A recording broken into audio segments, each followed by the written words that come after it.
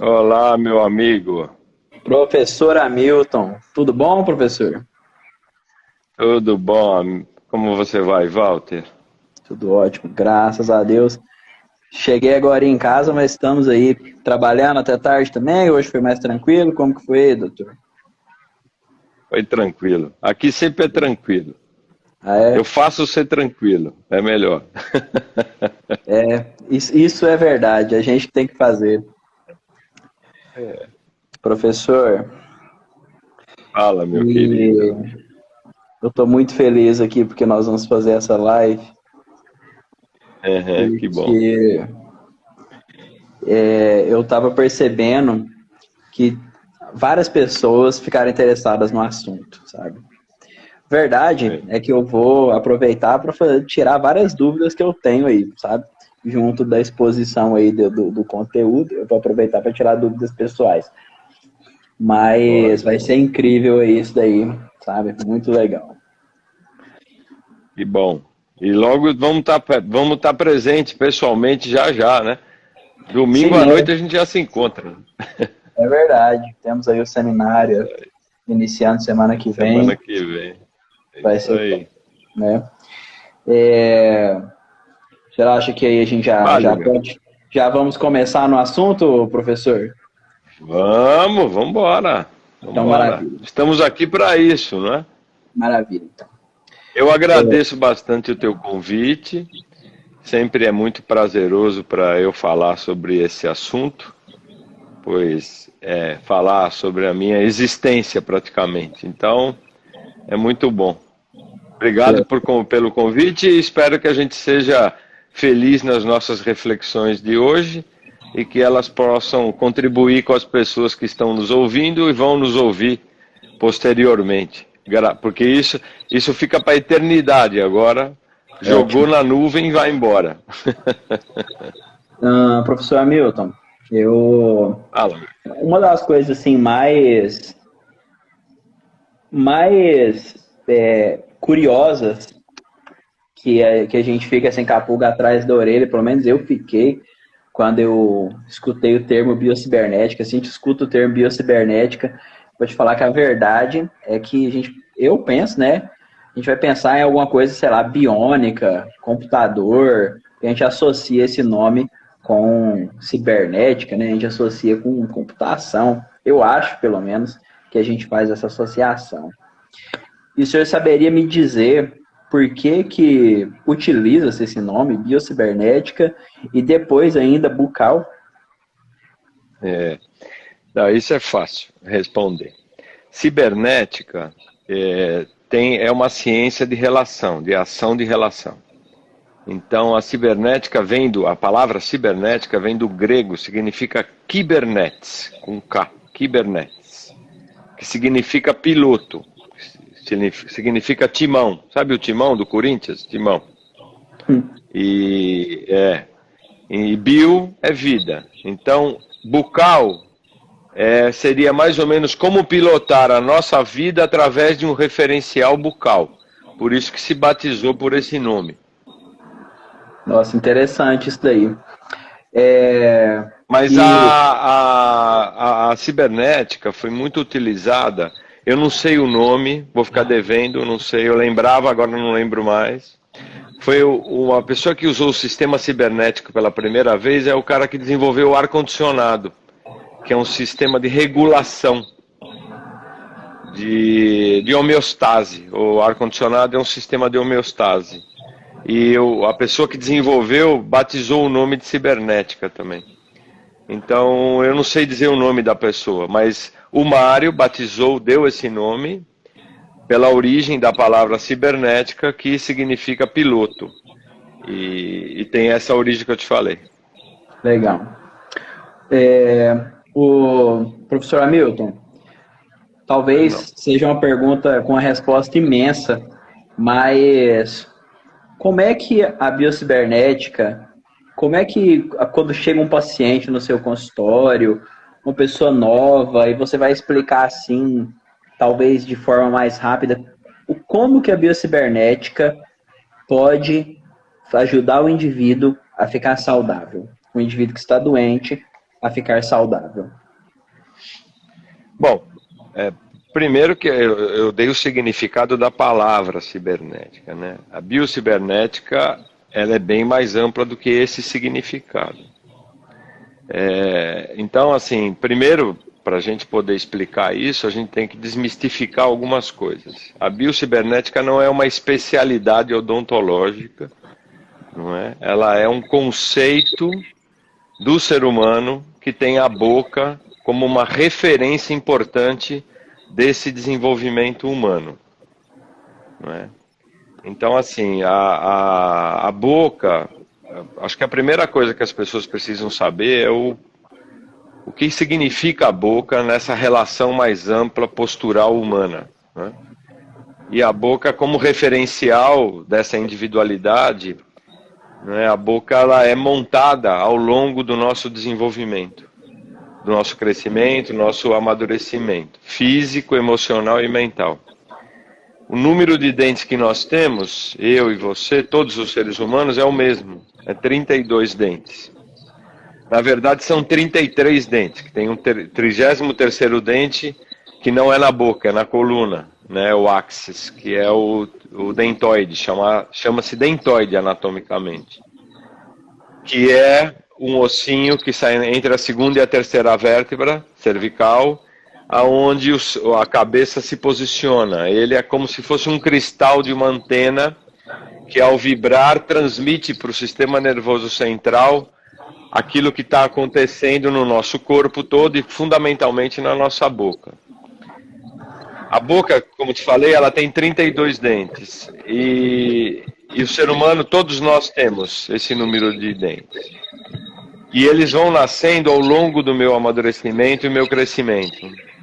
Então o número é igual, a forma dos nossos dentes é igual, porém, como os dentes estão colocados na boca, isso é individual. A boca, o arranjo bucal, ele reflete a nossa singularidade, a nossa identidade. Por isso que a palavra dente tem no meio da palavra identidade. E essa boca vai sendo organizada ao longo do nosso desenvolvimento, nosso amadurecimento e o nosso crescimento, registrando aí tudo que a gente vivenciou desde que nascemos. E a gente reafirma essa condição postural, que foi organizada ao longo desses 28 anos, porque essa boca demora 28 anos para ser formada, que é o tempo que nós demoramos para crescer fisicamente, plenamente, para amadurecer emocionalmente e ter competências de fazer reflexões nesse mundo. A gente demora 28 anos para isso. E é quanto tempo que demora para organizar essa boca. E eu sempre explico para todo mundo que nós temos um reflexo na boca, que chama-se reflexo da deglutição, que é muito mal compreendido pelos dentistas. Esse reflexo da deglutição tem no final dele o toque dentário. O toque dentário é no final da deglutição. Nós deglutimos 2.600 vezes ao dia. 10% disso é comendo, o restante é sem comer. Toda vez que a gente faz exatamente isso que eu acabei de fazer. E toda vez que eu faço isso, eu tenho esse toque dentário. Como essa construção da boca, ela revela esse processo de programação de vida que eu recebi desde o comecinho do início da minha chegada aqui no planeta, vai sendo organizado nas minhas memórias. Essas memórias, elas ficam registradas nos nossos esmaltes dos nossos dentes, que são cristais. O esmalte, para quem não sabe, é a estrutura mais dura que existe no universo, é o nosso dente, conhecida, não é? E todo mundo sabe que os cristais guardam memórias. Essas memórias que os nossos dentes guardam nos cristais, todas as vezes que a gente encosta um cristal com o outro, por conta de uma cadeia nervosa que existe aqui na boca, que liga todos esses órgãos ao sistema nervoso, a gente transmite ao sistema nervoso central essa condição postural. E quando a gente desenvolve isso plenamente, quando a gente... imagine que a gente fosse respeitado desde que nascêssemos né, durante todo o processo de desenvolvimento do programa biológico, a gente fosse respeitado. Que a gente nascesse no Éden, por exemplo. Nascêssemos no Éden. Chegaríamos aos 28 anos de idade, com os 32 dentes na boca, sem precisar ter ido a nenhum dentista, bem posicionados, numa relação plena, refletindo todo o processo de deglutição, que no caso do ser humano é um ato de decisão. Então esse reflexo que é a deglutição, no ser humano, está ligado à nossa capacidade de refletir e de decidir sobre nós mesmos. Então, como você mesmo disse, se eu for explicar isso detalhadamente, não daria tempo. Mas assim, como a gente não vive num mundo como esse, no Éden, todos sofremos interferências do meio que vão programando a gente de uma maneira equivocada. Isso vai ficar refletido na nossa boca, no nosso corpo, nas nossas emoções e na nossa condição mental. E, consequentemente, no comportamento que a gente vai ter nesse mundo. Então a boca, ela revela esse processo todo. Quem trabalha na boca é o dentista, e o dentista ainda acredita que dente serve para comer e para sorrir. Ele também serve para comer e para sorrir. Mas não é só para isso, né? A função principal dos nossos dentes é manter o indivíduo numa relação postural, funcional e comportamental da espécie que a gente pertence, que é a humana. Para isso que a gente tem dente. Os dentes servem para sustentar a nossa cabeça sobre a mandíbula, posicionar a nossa visão no horizonte, nos dar a possibilidade de uma cosmovisão, de uma visão ampla. Isso eu não estou falando só fisicamente, estou falando isso em termos de consciência. A estrutura bucal é o que sustenta a nossa postura e a nossa consciência. Então, se a gente vai sofrendo alterações durante o programa biológico, isso vai ser refletido na boca. O que acontece na boca é reflexo do que está acontecendo no equívoco desse programa. Vamos imaginar que uma pessoa, não é, que desde que nasceu foi desrespeitada no programa biológico. Nasceu de maneira não humana, não amamentou, enfim, uma série de equívocos físicos, né, locais, e também emocionais. Aí ficaríamos aqui falando sobre isso, né? Mas imagine uma pessoa assim, isso vai ter que ser expresso de alguma maneira, porque isso vai ficar gravado nessa memória. Normalmente isso acontece na boca. Por quê? Porque a boca, ela vai refletindo essa alteração, porque como ela foi programada para ter toda essa condição de sustentação, e isso não é respeitado, vai alterando tudo na boca. Alterou na boca, altera posicionamento de dente, altera pH da boca, pode dar cárie, pode dar um monte de problemas relativos a uma ruptura de um programa.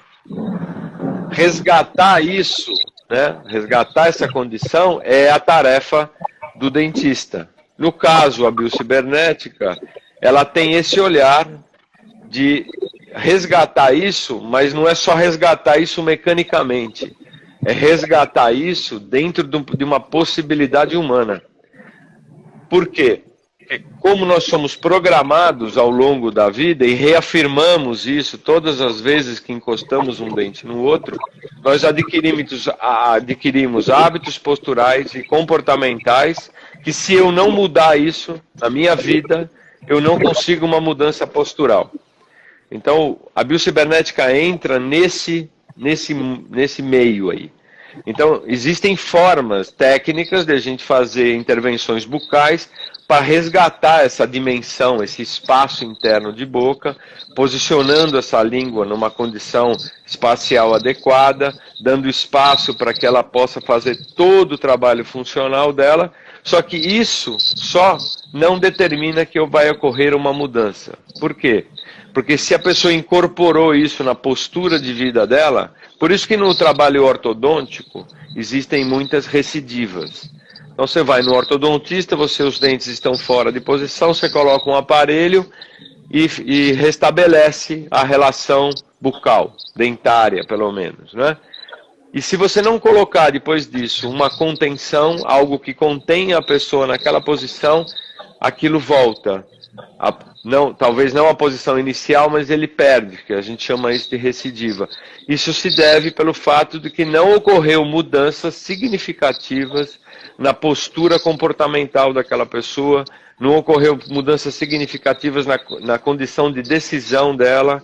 Ela precisa desenvolver consciência dessa condição postural, para que a partir desta consciência, aí ela tenha algo palpável para mudar, e aí ela vai refletir da mesma forma que toda alteração do programa que ela recebeu fica informada na boca e no corpo. Se ela mudar o comportamento dela, desenvolver consciência, essa mesma atitude vai fazer com que mude as coisas no corpo, na boca e na vida dessa pessoa.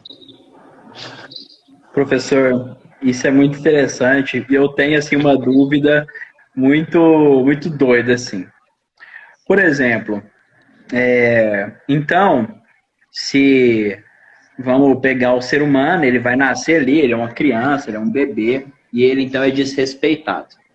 Ele é desrespeitado fisicamente e muitas vezes emocionalmente, e isso vai determinar naquele indivíduo, então, características físicas, inclusive nos dentes, certo? Aí, no arranjo dos dentes. No arranjo dos dentes. Aí vai chegar essa criança lá no consultório, no seu consultório. E a minha pergunta é assim, normalmente, a intervenção é feita na criança ou nos pais? Boa pergunta. Tá? Porque, assim, existe alguma coisa que eu possa fazer na criança ou não?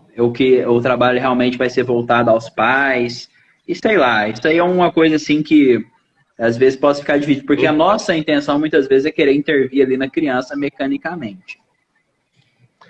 Então, uma excelente pergunta, Walter, excelente pergunta. Depende da idade da criança, não é?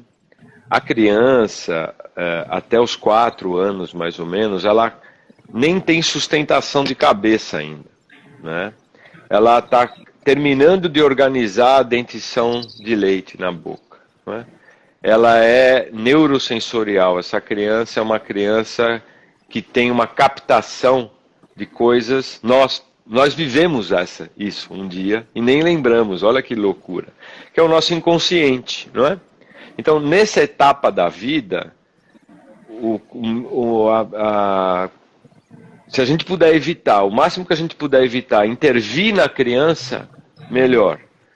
Por quê? Porque a criança é fruto daquilo que ela está vivenciando nessa percepção de mundo e que está montando o inconsciente dela. A partir dos 4, 5, 6 anos, que também é quando começam a nascer os dentes permanentes, essa criança ela tem uma maturidade fisiológica e tem uma maturidade humana. Ela está mais, eu diria que ela chegou mais no planeta, ela virou terráquea, ela está aterrissada. Então, a partir dessa idade, as intervenções devem ser feitas, obviamente. Imagine que uma criança chegue com uma série de alterações de espaço, de deglutição, de respiração, de atipia de língua, enfim, uma série de alterações. É evidente que você tem que intervir nessa boca, sempre pensando nesse ganho de espaço, no resgate dessas medidas, no resgate dessa condição respiratória. Então, a intervenção na criança, eu recomendo que se faça só depois que ela tem uma certa maturidade, que ela está mais aterrissada. Se for antes disso, então imagine que uma mãe, um pai me procurem com uma criança, um bebê, com alterações já desse programa biológico, como você acabou de falar. Então, é óbvio que se a gente vai trabalhar com uma intervenção de fato, essa intervenção tem que ser feita nos pais. Na compreensão do que esses pais teriam que ter para poder possibilitar com que aquele programa biológico se desenvolvesse plenamente. Ou que eles evitassem tomar determinadas atitudes que estão prejudicando aquela criança. Normalmente os pais erram por desconhecimento pleno desse processo de desenvolvimento humano. Nós desconhecemos isso porque não nos explicaram. A gente não teve uma escola. A gente vai aprender na escola que a gente vai aprender o que é aquilo que não eu. O que é eu não aprendo. Eu aprendo isso em biologia. Estudando a biologia eu aprendo, mas em termos de comportamento, de relação de comportamento, isso a gente praticamente é passado de geração em geração por padrões de comportamento e crenças familiares. Então a gente vai recebendo isso. Determinadas pessoas erram, pais erram, eu sou pai, errei muito com os meus filhos, não é? Por desconhecimento do que de fato significa ser pai, ser mãe. Então a intervenção tem que ser feita na orientação desses pais. Quando a criança é mais maiorzinha, que lá, inclusive já apresenta um comportamento que retrata o desrespeito que ela recebeu, é mais necessário ainda que se faça sempre um trabalho com esses pais, com os educadores, com as pessoas que estão com essa criança. Porque é dali que surgem todos os nossos principais problemas das nossas vidas todas. A grande maioria é gravada no inconsciente da criança nessa fase da vida aí. E ao longo desse processo de alguns anos, mesmo ela sendo mais madura, ela ainda continua sendo dependente do meio que ela vive, daquilo que está sendo construído em termos de conduta, de valores. E aí é óbvio que o trabalho com os pais se faz muito mais necessário. Por quê? Porque os pais compreendendo isso, eles podem, né, eu costumo dizer que assim, se um pai só respeitasse o desenvolvimento de uma criança, já estava bom. É que a gente acaba tendo um desrespeito pelo desconhecimento que eu tenho por aquele desenvolvimento. Então, é muito comum acontecer, Walter, de muitas vezes os pais trazerem crianças para mim, né, para eu cuidar. E aí, quando a gente começa a cuidar da criança, às vezes até com intervenções bucais, quem começa a ficar com problema são os pais. Porque é interessante que, mesmo sendo só uma intervenção física, que você faz aquela criança respirar melhor, aquela criança dorme melhor, o fato dela melhorar, olha que louco, faz com que os pais tenham uma consciência de uma coisa que eles não têm. Então, o pai e a mãe, lógico que trazem aquela criança por amor para que eu as cuide. É óbvio, eu não duvido disso. Mas muitas vezes, a patologia que está inserida naquela criança é a patologia que está nos pais. E que aquela criança passa a ser a justificativa para ele não trabalhar com os traumas e problemas que ele tem nele, nos pais. O filho, né? Eu tenho 3 filhos, e aí eu sempre me perguntei por que eu tive filho, né? A única resposta que eu considero correta é eu tive filho para eu poder aprender com eles, não eu ensinar a eles. Aprender com eles como? Sabendo como lidar com esse processo de desenvolvimento, porque para isso eu tenho que trabalhar a mim mesmo. Se eu não me trabalhar, se eu não me desenvolver como ser humano, eu vou afetar meus filhos. Isso eu não tenho dúvida. Né? Como também afetei os meus, como a maioria dos pais fazem isso. Então, a intervenção numa criança, ela tem que ser feita mecanicamente, obviamente, na boca daquela criança. Mas a verdadeira intervenção é no entendimento do que está sendo feito de maneira pedagógica com essa criança. Né? Aí é um trabalho bem profundo de compreensão de como as etapas de desenvolvimento dessa criança, o que está acontecendo, o que está causando aquele problema naquela criança, porque a criança é muito pura. Então a criança ela expõe as coisas muito facilmente. Né? As doenças, não só nas crianças, mas as doenças infantis principalmente, nada mais são do que a demonstração de um erro, de um equívoco que a gente está tendo com aquela criança. Ninguém dá uma chupeta para uma criança porque não gosta da criança. Mas dar uma chupeta para uma criança, além da deformação que todos nós, como dentistas, sabemos que causa, existe um argumento por dar aquela chupeta. Existe algo dos pais que não aguentam ver aquela criança chorar, aquilo mexe com a emoção deles, então é mais fácil eles colocarem uma chupeta e justificam o uso disso, porque aquilo acalma a criança. Então, interpretações para isso, isso é um grande dano, tanto físico quanto um dano emocional para aquela criança. Uma criança que tem pais serenos, pais que realmente estão se trabalhando como ser humano, é uma criança que não vai precisar de nenhum desses artifícios, vai ser uma criança serena e tranquila, vai ser uma criança que vai se desenvolver de maneira plena. Simples assim. Professor, uma coisa que eu ia perguntar, e alguém perguntou aqui, foi a Cris que perguntou, mas eu já estava aqui prontinho para perguntar, qual vai ser ali o significado do bruxismo ou do apertamento no adulto e na criança? O significado é o mesmo? Porque a criança, algumas apertam. E aí, se o significado não é o mesmo, a abordagem tem que ser diferente, certo? Porque que eu me lembro, o senhor já falou algumas vezes, eu lembro que eu vi no seminário, isso vai ser abordado de novo, quando a gente está ali desgastando os dentes no bruxismo, no apertamento, a gente está numa expectativa inconsciente de apagar aquelas memórias que nos causam ali algum tipo de dor, né? Algum tipo de desconforto inconsciente. Mas a criança, ela nem sequer moldou isso ainda, por que ela aperta? É possível responder essa pergunta nessa live? É possível, sim. Assim, sucintamente, mas sim, é possível, né? Então, são coisas diferentes, não é? No adulto, o bruxismo, né, ele acontece normalmente numa etapa da vida onde a gente já está com quase toda a estrutura pronta. Na formação dos dentes, né, na colocação dos dentes, não é muito comum você ter bruxismo. Você pode ter apertamento, não o rangimento. Você tem um apertamento, né, que é a mesma coisa. Na criança, os dentes de leite o reflexo do inconsciente dessa criança, do inconsciente dela.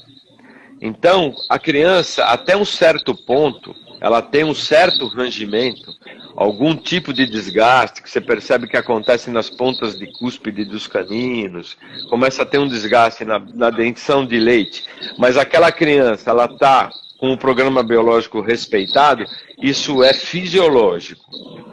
Isso é fisiológico.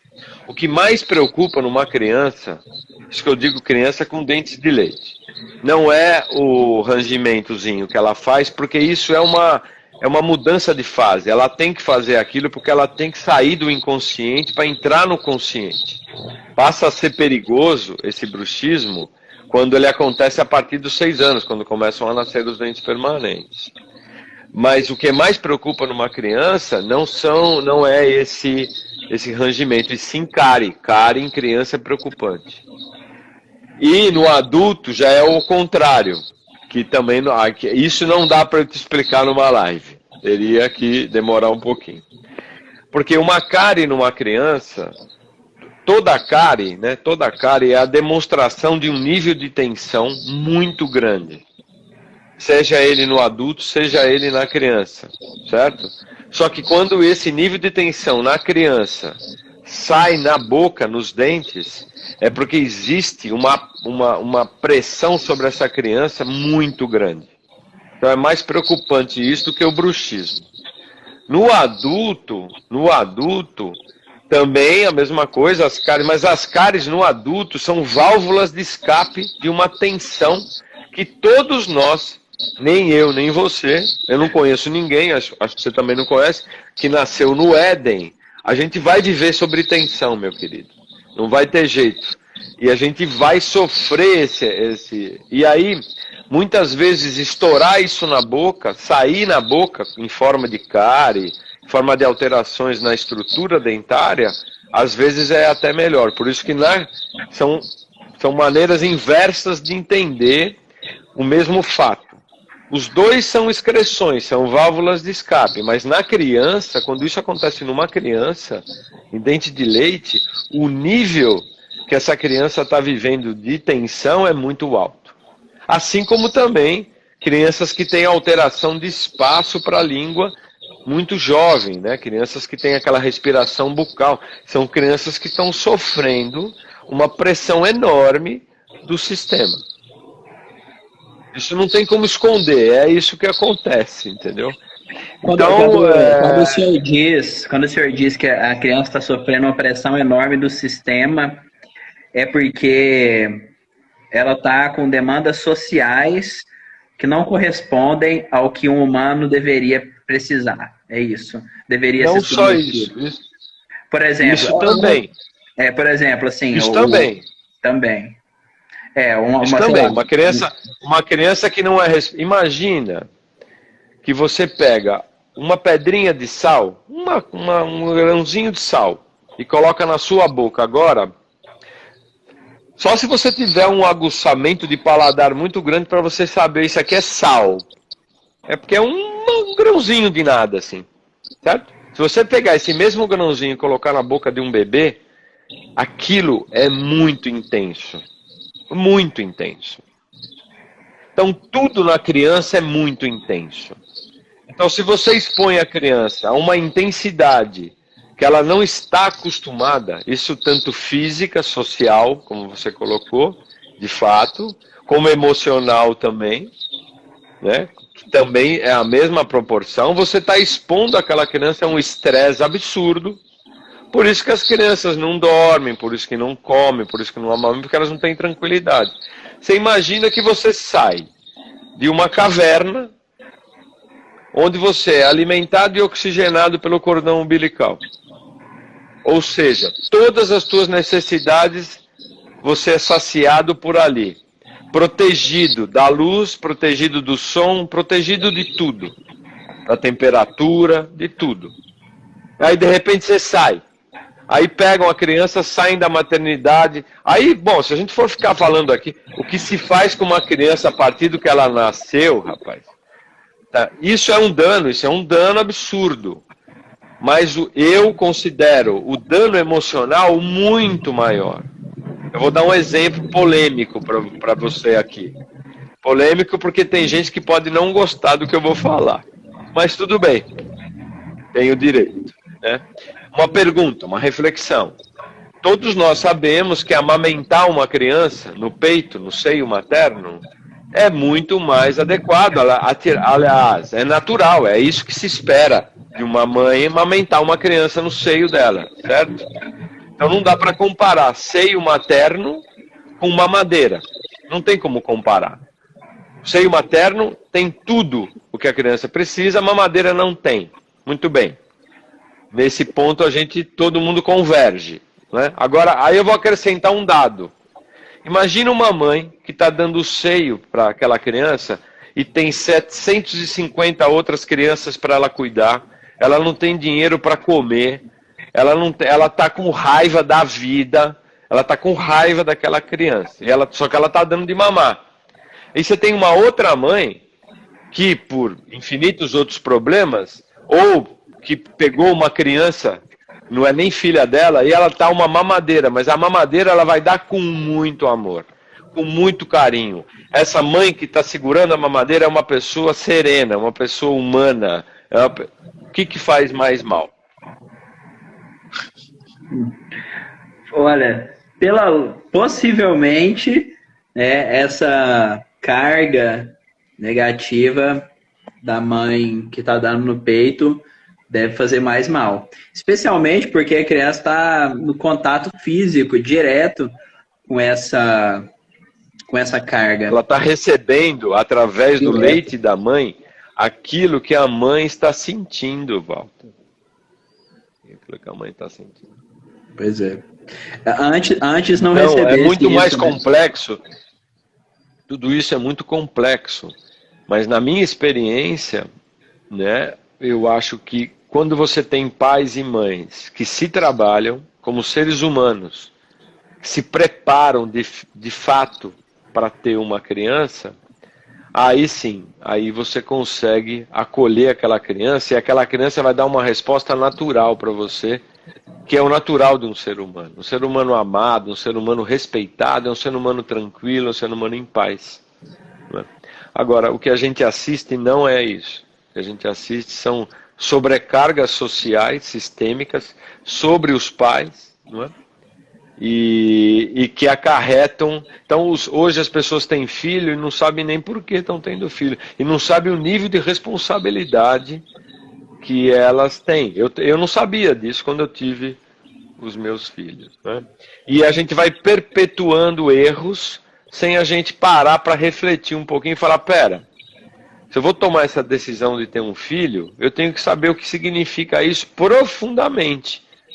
Eu não vou pegar a receitinha de revista para cuidar de filho, nem teoria de vó, de vô, de coisas, e nem da medicina, porque a medicina também não entende isso, ela deturpa tudo isso.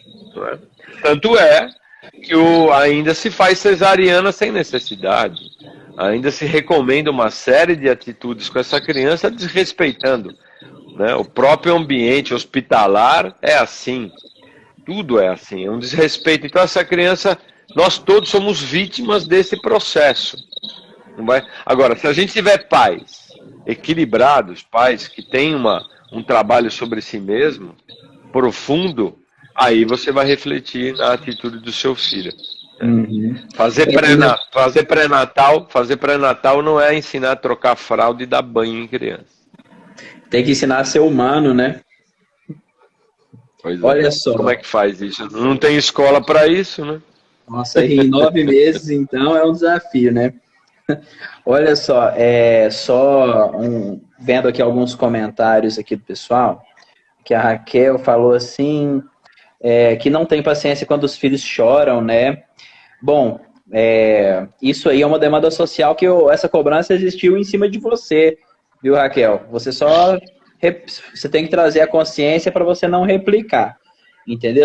Porque se você não entende o motivo pelo qual você cobra, você não tem paciência, aí você vai permanecer sem paciência. Mas é quando você se conhecer, aí você vai entender por que você não tem paciência, porque não tiveram paciência com você também, aí você vai conseguir contornar isso daí.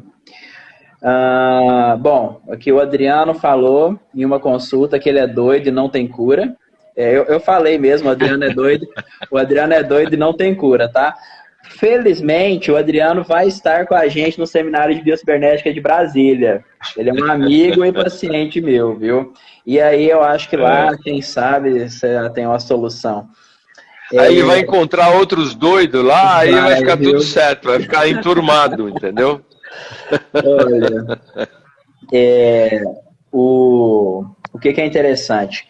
Tem uma paciente que ela... Walter, deixa eu só fazer um comentário sobre a mocinha que falou que ela não tem paciência com os filhos, não é? Quando chora. Primeiro, ela falou assim, é o nome dela? Raquel, né? Raquel, né? Isso. Raquel, é o seguinte, de fato é difícil. Então, assim, não se culpe, não é? É o que o Walter falou, tente entender, né? Porque um filho, ele de fato é um professor pra gente, sabe? Muito, muito, muito cruel, muitas vezes. Mas não se culpe, porque pais e mães perdem a paciência e choram. Quando o filho chora, de vez em quando, se ele chora demais, mas é o que o Walter falou, isso é reflexo, ele está tendo um reflexo de algo que está acontecendo no entorno dele. Então, perder a paciência é normal, mas a gente também precisa entender o que está acontecendo no entorno para a criança não chorar tanto quanto às vezes ela chora. Olha, uma pessoa comentou aqui, que uma pediatra falou, olha, eu vou falar uma coisa para você. A pior raça que existe aí, desculpe vocês para falar, é médico, viu? Médico e dentista, meu Deus, nunca confie nessas pessoas. Mas aí o pediatra falou bem assim, ó, não tem problema dar a criança até os 3 anos, é isso mesmo que eu entendi? Ou não tem problema amamentar até os 3 anos? Eu não compreendi bem a pergunta, sabe? Mas vamos ver aí. Não, olha, deixa eu vou ser menos contundente que você. Eu concordo com você, né? Eu não diria médicos, eu diria a medicina e a odontologia, né? São instituições complicadas. de formação muito limitada, não é? Agora, existem médicos, existem dentistas que se sentem tocados, mesmo tendo uma formação limitada, eles buscam melhorar. Então, ainda acredito que possa... Por isso que a gente está fazendo esses seminários todos aí, para ver se consegue tocar esse lado humano do profissional, não é? Porque, de fato, a medicina e a odontologia, eu não vou nem... As ciências, de um modo geral, né, as instituições acadêmicas, elas são muito contaminadas por muitas limitações de entendimento dessa condição mais ampla. E aí as pessoas são programadas, como a gente é programado tudo quanto é jeito. A faculdade é a última programação que a gente recebe em termos de intelectualidade. E a gente, poucos questionam, porque são vítimas, como todo mundo. O problema é que o médico, o dentista, um juiz, um presidente da república, eles decidem a vida dos outros. Esse é o problema. Mas não tem muita diferença entre um e outro, entendeu? Professor, uma coisa ali que... Aqui, ó, a pediatra diz que não tem problema dar chupeta até os 3 anos de idade. Pamela, tem problema... Não tem crianças, né? Tem problema pra caralho, mas isso aí se o professor quiser comentar, eu só deixo o comentário que tem problema sim. Tá? Quero comentar sim, e assim, você viu que isso é aos poucos que vai se alcançando alguma coisa, não é? Até há pouco tempo, fumar era uma coisa bacana, mas ainda se vende cigarro, né?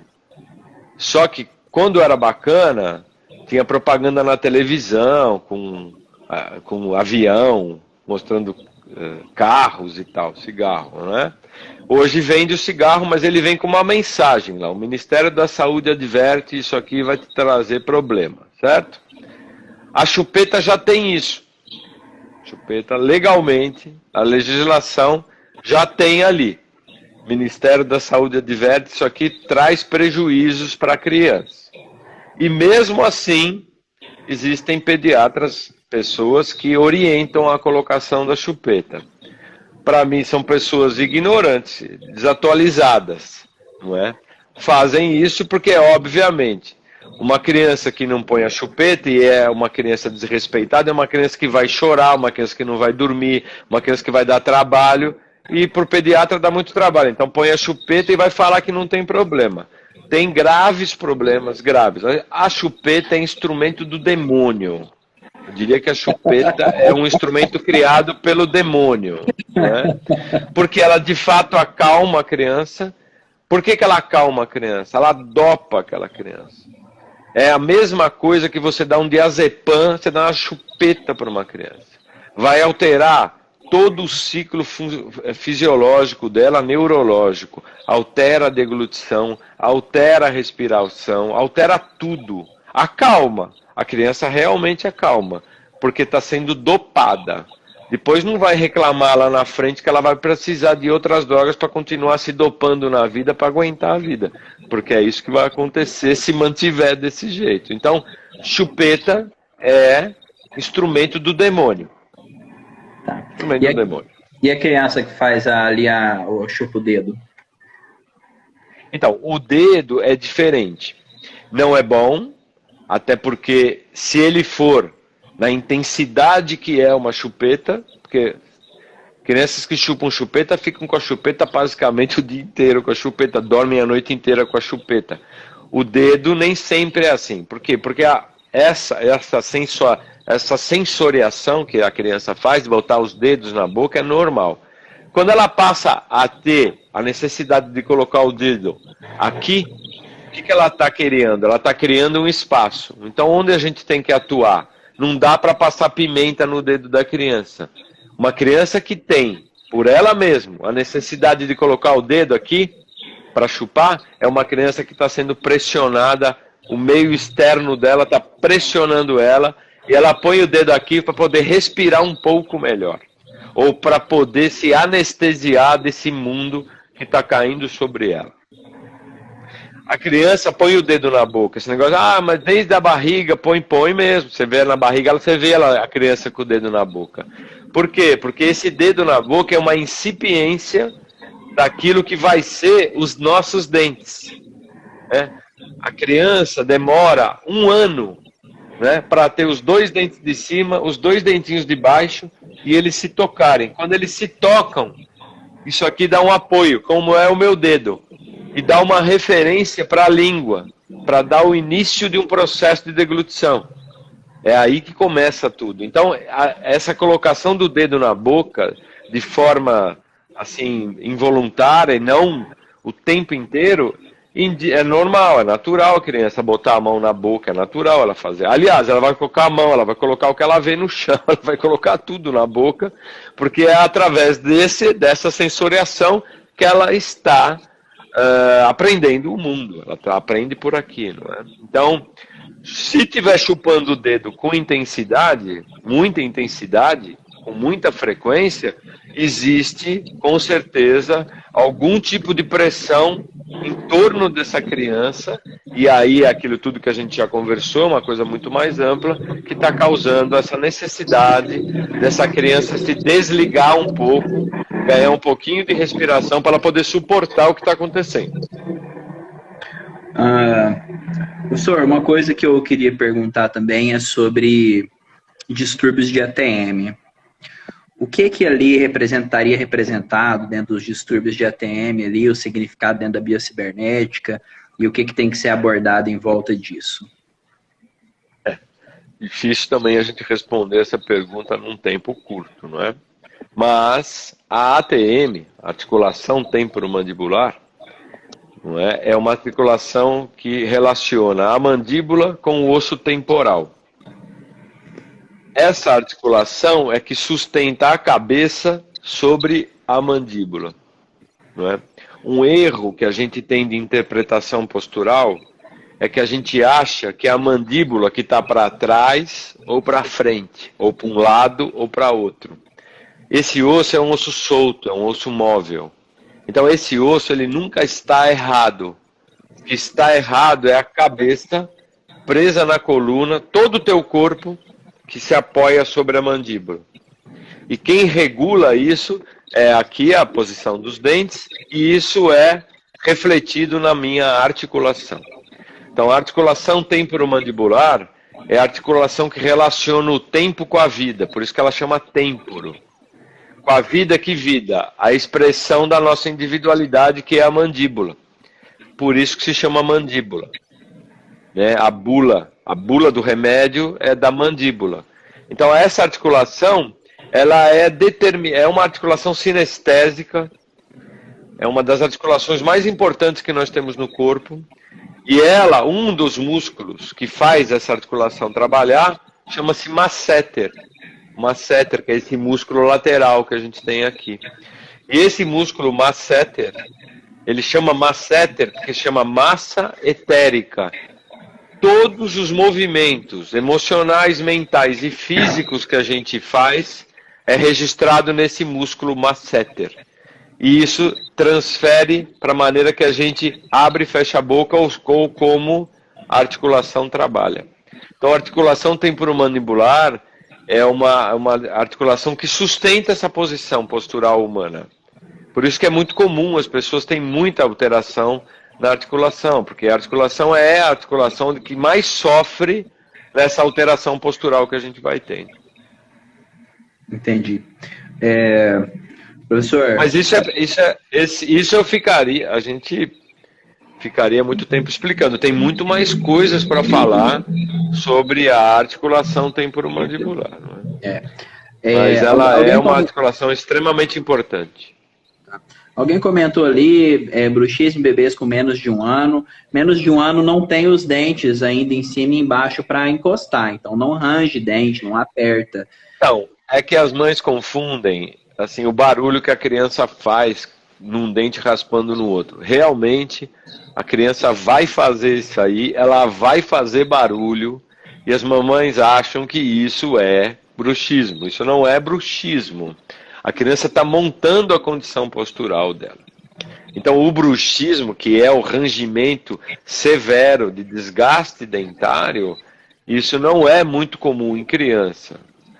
Quando acontece, é porque a gente precisa olhar seriamente sobre qualquer tipo de... Mas é em situações muito, muito severas.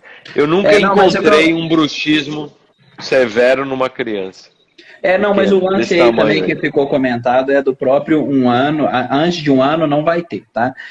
Não tem o dente para ranger lá. Antes de 1 ano. Não, então, mesmo, às vezes tem esses 2 dentinhos da frente. Agora bem, é 1 ano, e às vezes... só esses 2 dentinhos, às vezes eles dão uma raspadinha e faz aquele barulho. E a mãe acha que tá tendo bruxismo. Beleza. Então seria uma supercarga vinda social. Então, Cris, de forma simples, assim, resumidona, a carga emocional tá vindo ali do meio, tá? Então a criança capta ali o que os pais estão sentindo, ou quem cuida dela, ou mesmo, tipo assim, estímulos que uma criança não deveria receber. Eu sei que pode parecer louco dizer isso no século XXI, mas, por exemplo, o shopping center não é um lugar para uma criança ir. Tem muito estímulo visual para ela, para um ser humano que devia estar morando na floresta, você está entendendo? Que é o nosso caso, que em menos de, sei lá, 10 mil anos saiu da floresta e está numa cidade sem árvore e tem um shopping. Então a criança não está apta para receber aquela quantidade de estímulo visual, por exemplo. Isso por si não é um estímulo social, mas é um estímulo além do que ela pode suportar, tá? E também tem o lance do estímulo social. Tem que ver, normalmente é com os pais mesmo. E, professor, eu queria comentar do seminário que a gente vai ter, né? Todos esses assuntos e outros... Tá acabando o nosso tempo, né? Tá acabando o nosso tempo. Todos esses assuntos e muitos outros, em grande profundidade, nós vamos abordar. O senhor é o administrador, eu já tive a oportunidade de estar presente, eu tive em Itajaí, quando teve o seminário ano passado, e foi muito significativo para mim, porque eu tinha uma ideia de biocibernética que era muito, talvez, neurofisiológica, sem levar em consideração a nossa conduta, as nossas condutas emocionais, sociais, de respeito a si próprio, de respeito aos nossos pares, aos outros humanos, como seres humanos, as próprias demandas que a gente estabelece sobre nós e sobre os outros.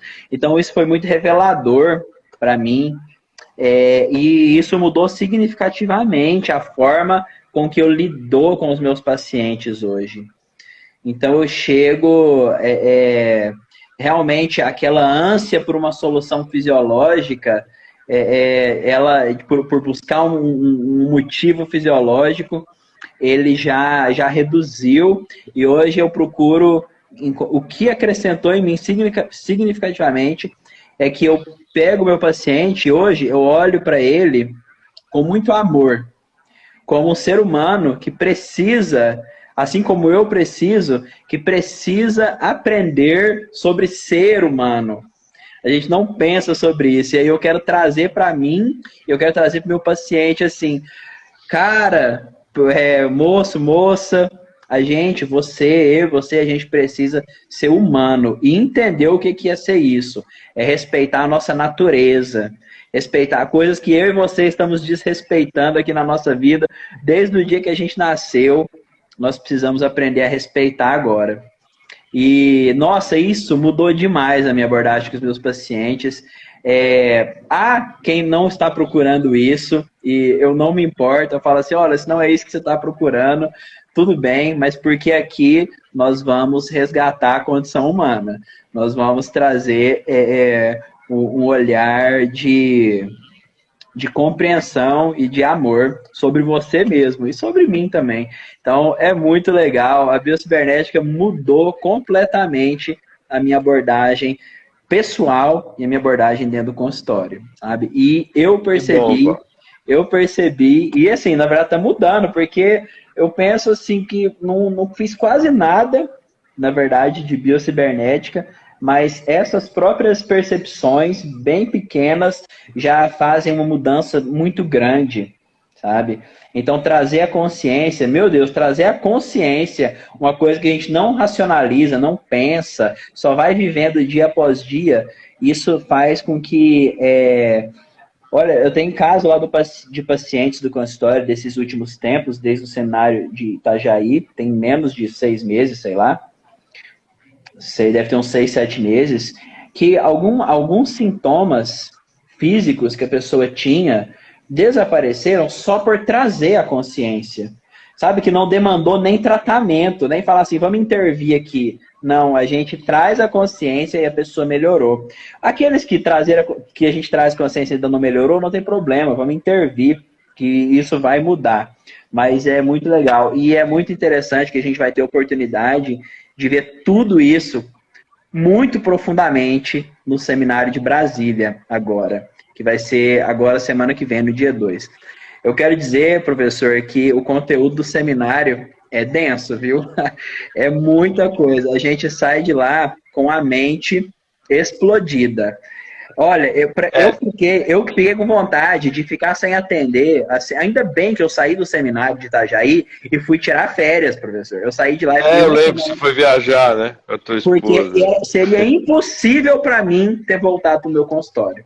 Naquele estado que o seminário me deixou, entendeu? Então foi muito gostoso, assim, interessante. E olha, eu tenho tentado espalhar a biocibernética para todos os cantos que eu vou, pelo pouquíssimo que eu conheço dela. Que bom. Achei maravilhoso o que você falou, e é isso mesmo. É isso. Concordo com tudo que você disse. Mas a biocibernética tem uma intervenção neurofisiológica, sim. Né? Ela tem isso. É que eu considero essa intervenção a mais fácil de todas. Só isso. O que acontece? Essa é a mais fácil, porque essa é técnica. Essa você faz uma intervenção técnica. É uma das coisas. Não adianta. Até existe uma técnica no trabalho da biocibernética, só que ela é secundária, totalmente secundária. Eu prefiro hoje estar diante de uma pessoa como você, que é dentista, trabalha como dentista, tem essa consciência que você está tendo, e aí agora, se você agregar tudo isso, uma técnica que retrate o que a gente tá falando, aí, nego, aí sim, aí beleza. Agora, não adianta nada você aplicar uma técnica, que é o que muitas pessoas profissionais fazem, não é? E aplicando a técnica ele acha que ele está fazendo biocibernética ou qualquer outra coisa. Não vai estar fazendo. Pelo menos biocibernética ele não vai estar fazendo. Ele vai estar fazendo outra coisa, mas biocibernética não. Biocibernética é um trabalho de desenvolvimento de consciência. Professor, isso é muito só. Isso aí foi uma das coisas que sedimentou muito forte em mim no seminário, que é um trabalho de consciência. Porque eu lembro de você ou o professor Jean ter comentado alguma coisa assim. Isso ficou bem sólido em mim. Olha, você pode até te colocar o dispositivo dentro da boca da pessoa, expandir ali na marra a consciência. Ela vai sentir melhor, vai sentir bem, só que dentro de alguns meses isso tudo vai ir por água abaixo, se não fizer o trabalho da consciência. Aí eu falei assim, então não adianta nada, o mais importante é o trabalho da consciência. Por que eu vou fazer uma intervenção para colocá-la por água abaixo depois? Às vezes é necessário a intervenção, mas tem que fazer paralelamente ao desenvolvimento da consciência. Se não for paralelo, não adianta. Não adianta, não vai ter resultado.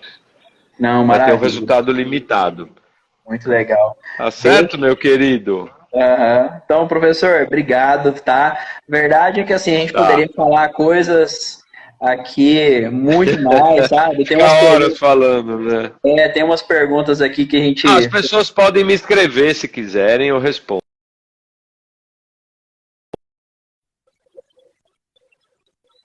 Legal. Ô, grandioso mestre, muito obrigado. Nos vemos em Brasília. Te busco lá no aeroporto no domingo, viu? Fica com Deus. Falamos até lá. Um abraço. Tchau.